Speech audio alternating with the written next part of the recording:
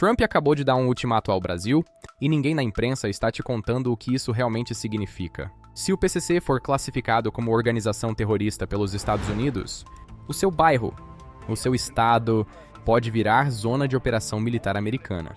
É exatamente o que aconteceu na Venezuela. É o que está acontecendo no Equador. E o Paraguai, que faz fronteira com o Brasil, já abriu as portas. Nos próximos minutos, eu vou te mostrar exatamente o que o ultimato de Trump exige do nosso exército. E por que essa pode ser a maior decisão militar do Brasil em 30 anos.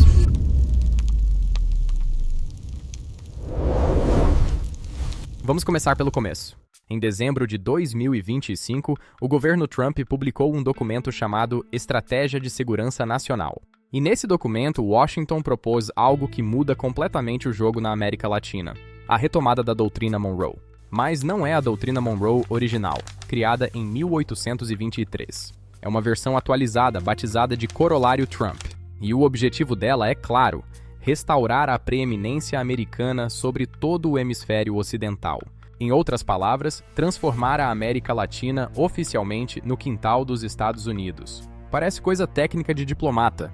Não é, porque essa diretriz tem um alvo muito específico, e esse alvo é o Brasil. Segundo reportagem da jornalista Mariana Sanches e análise publicada pelo Intercept Brasil, o Departamento de Estado americano está pressionando, nesse exato momento, para incluir o primeiro comando da capital, o PCC, e o Comando Vermelho, o CV, na lista oficial de organizações terroristas internacionais. E aqui está o detalhe que 90% dos brasileiros não percebeu.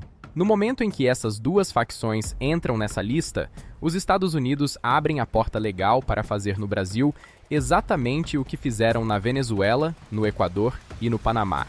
Isso significa, na prática, 3 coisas. A primeira é a possibilidade de operações militares americanas justificadas pelo combate ao crime organizado. A segunda é a autorização para sanções econômicas contra qualquer brasileiro suspeito de ligação com essas facções, incluindo políticos, advogados e até banqueiros. E a terceira, talvez a mais grave, é a abertura para ações militares unilaterais americanas, sob o argumento de combate ao narcoterrorismo.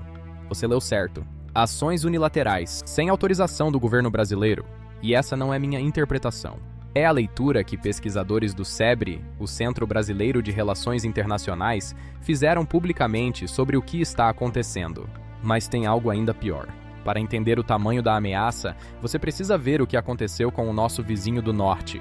Em janeiro deste ano, 2026, tropas americanas invadiram Caracas. Capturaram o presidente Nicolás Maduro. E hoje, a Venezuela é governada por uma estrutura aprovada por Washington, com a presidente interina Delcy Rodrigues sob ameaça de denúncia criminal nos Estados Unidos. A justificativa oficial: combate ao narcotráfico, combate ao crime organizado, a mesma justificativa, palavra por palavra, que está sendo construída agora contra o Brasil. E não para por aí. No Equador, os Estados Unidos já realizaram pelo menos 2 ataques militares conjuntos em 2026. O primeiro, em 3 de março, contra alvos de cartéis na fronteira entre Colômbia e Equador. O segundo, em 6 de março, anunciado pelo próprio secretário de Defesa americano nas redes sociais. Bombardeios em terra. Sob o argumento de combater cartéis ligados ao tráfico. No Panamá, o governo cedeu posições estratégicas ao Pentágono. E no Paraguai, o caso mais preocupante para nós, o governo de Santiago Peña aceitou que tropas americanas operem dentro do território paraguaio. Quer dizer, soldados americanos, com armamento pesado, estão hoje a poucos quilômetros de Foz do Iguaçu, de Ponta Porã, de Corumbá, cidades brasileiras. E aqui vem a pergunta que ninguém quer fazer em voz alta. Se o Brasil disser não ao ultimato, o que acontece? Antes de responder isso, eu preciso te explicar exatamente o que Trump está exigindo. E é aí que a coisa fica ainda mais grave. A pressão americana sobre o Brasil pode ser entendida em 3 frentes. Eu vou te apresentar uma por uma. A primeira frente é a cooperação militar direta. No início de março de 2026, o secretário de Defesa americano, Pete Hegseth, liderou em Doral, na Flórida, a Conferência das Américas de Combate aos Cartéis. 16 países latino-americanos participaram, e a partir dali, os Estados Unidos formalizaram a chamada Aliança das Américas contra os Cartéis. A proposta? Operações militares conjuntas dentro dos territórios desses países. O Brasil resistiu.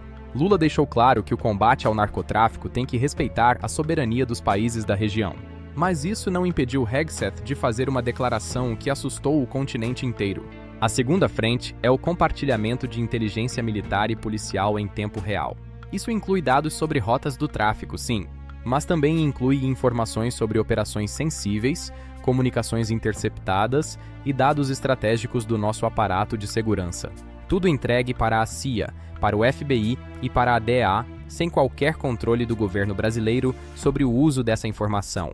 E aqui mora um problema sério, porque essa inteligência, uma vez entregue, pode ser usada para qualquer finalidade, inclusive contra autoridades brasileiras que os Estados Unidos considerem inconvenientes. A terceira frente é a mais explosiva. É a possibilidade de ações militares unilaterais americanas em solo brasileiro sob a justificativa de combate ao narcoterrorismo. E não estou inventando isso. Foi exatamente o que Pete Hegseth declarou na Conferência de Doral em março de 2026. A frase dele foi a seguinte: os Estados Unidos estão preparados para enfrentar essas ameaças e partir para o ataque sozinhos, se necessário. A palavra-chave aqui é sozinhos, sem o Brasil, sem autorização, sem aviso. A declaração foi feita publicamente na presença de representantes de 16 países latino-americanos e foi reportada por veículos como a Agência Brasil e o Intercept. Agora vem o ponto que muita gente ignora, mas que muda tudo. O Brasil, pela Constituição Federal de 1988, não pode aceitar nenhuma dessas três frentes sem ferir gravemente a soberania nacional. A presença de tropas estrangeiras armadas em território brasileiro em tempos de paz exige autorização expressa do Congresso Nacional. Está previsto na nossa Carta Magna. O compartilhamento de inteligência militar sem reciprocidade e sem controle vai contra os protocolos da ABIN, da Agência Brasileira de Inteligência e do Centro de Inteligência do Exército. E aceitar ações unilaterais americanas seria, na prática, abrir mão da soberania territorial do Brasil. Seria reconhecer publicamente que o Brasil é um país tutelado por Washington. Pesquisadores do SEBRE já alertaram para esse risco. Ronaldo Carmona, pesquisador do Centro Brasileiro de Relações Internacionais, afirmou que o Brasil sempre diferenciou as atividades policiais, usadas para combater o narcotráfico, das atividades de defesa, ligadas à soberania territorial, e que os Estados Unidos estão tentando militarizar esse combate às drogas como pretexto. Nenhum governo brasileiro pode aceitar essa militarização sem violar princípios constitucionais. Mas e se o Brasil disser não? E se o Itamaraty bater o pé e recusar o ultimato? Trump tem 3 armas econômicas prontas para serem usadas contra o Brasil caso o ultimato seja recusado. E qualquer uma delas, sozinha, já causaria um estrago enorme na nossa economia. A primeira arma é o tarifaço. Em 2025, os Estados Unidos já impuseram sobretaxas sobre produtos brasileiros. Trump justificou a medida citando a chamada perseguição ao ex-presidente Jair Bolsonaro. E essa medida pode ser ampliada para atingir setores estratégicos como o agronegócio, o aço e o etanol. Estamos falando de bilhões de dólares em exportações que podem simplesmente parar de fluir do dia para a noite. E quando a exportação para, a indústria brasileira demite. Quando a indústria demite, desemprego sobe. Quando o desemprego sobe, inflação dispara. E o seu poder de compra evapora. A segunda arma é a Lei Magnitsky. Essa lei permite que os Estados Unidos sancionem autoridades estrangeiras individualmente, bloqueando bens, contas bancárias e impedindo a entrada no território americano. Ministros do Supremo, generais do Exército, deputados, governadores, todos podem virar alvo, e isso já começou. Vários ministros do STF brasileiro perderam o visto americano nos últimos meses. O ministro da Saúde, Alexandre Padilha, foi proibido de entrar nos Estados Unidos por causa de ligações com o programa Mais Médicos. E o ministro Alexandre de Moraes foi diretamente sancionado pela Lei Magnitsky. A terceira arma é a mais perigosa de todas: a pressão sobre o sistema financeiro internacional. Os Estados Unidos podem dificultar ou até impedir que bancos brasileiros operem em dólar. Isso significa, na prática, que o Brasil pode ser parcialmente isolado do sistema financeiro global, como aconteceu com o Irã, como aconteceu com a Rússia depois da invasão da Ucrânia.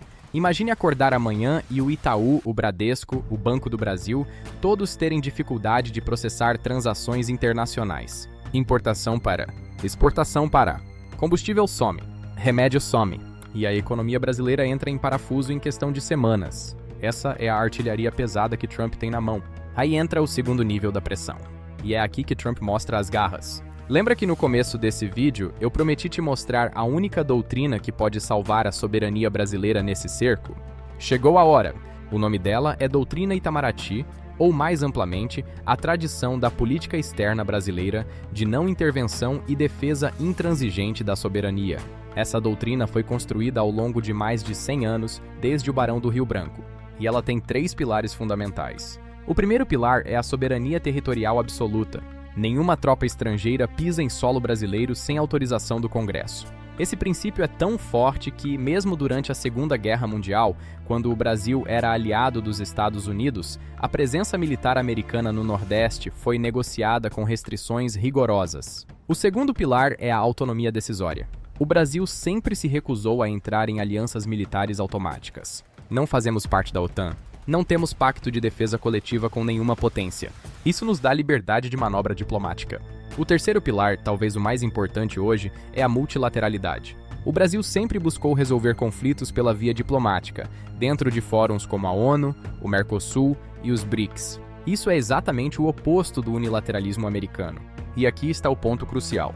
Essa doutrina, que foi a espinha dorsal da nossa política externa por mais de um século, está prestes a ser testada como nunca antes, porque o corolário Trump é uma agressão direta a esses 3 pilares. Ele exige cooperação militar, abre mão da autonomia decisória e impõe uma lógica unilateral.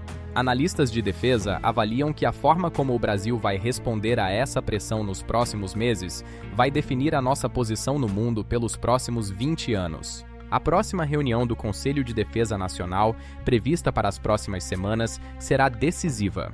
Agora você entende por que isso é o maior desafio diplomático e militar que o Brasil enfrenta em décadas. Não é uma guerra com tiros e bombas, é uma guerra de pressão.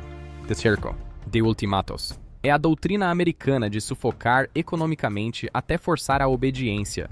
E o nosso exército está no centro dessa decisão. A doutrina militar brasileira, historicamente, sempre defendeu a soberania territorial acima de tudo, e sempre tratou a presença de tropas estrangeiras como linha vermelha intransponível. Mas o cenário mudou.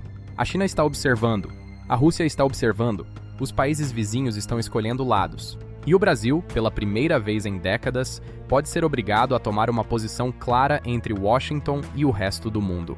A grande pergunta que fica é simples: o Brasil tem força para resistir? A resposta honesta é que sim, mas o custo seria altíssimo. O exército é forte. A diplomacia é experiente. Mas a economia é vulnerável e a sociedade está dividida. O ultimato de Trump não é só sobre o PCC. Não é só sobre crime organizado.